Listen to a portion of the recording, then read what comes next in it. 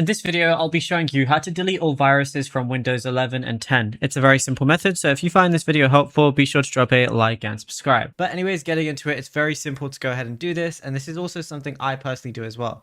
So what you want to do is go over to your browser of choice, and then you just want to type in Malwarebytes. So we're going to type that in right now, and then go over to malwarebytes.com, and then we just want to type in Malwarebytes free downloads. So what you can do is download the free antivirus, but don't worry if you're worried about gaming or anything like that, you don't have to be. I'll show you exactly why. So what you want to do is go and open up the exe file, which is the setup file, and then go to advanced options, make sure it's saved where you want it to be saved, and then just go ahead and press install, press personal, press next, skip this step because you don't want it interfering with your browser.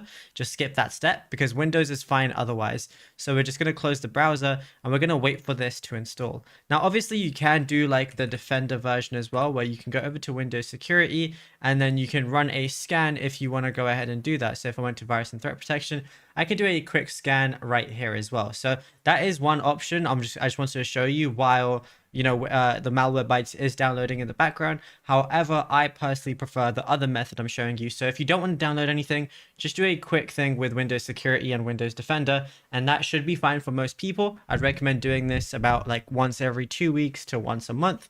And then after this one, I'll show you exactly what to do with Malwarebytes as well. So no current threats, that's sweet. But now we just want to open up Malwarebytes, and then what I'm going to do is get started, press maybe later, and then I'm not going to continue with a free trial. So, or I can just press it, continue with it, and it's now active because it doesn't take any details or anything, which is good.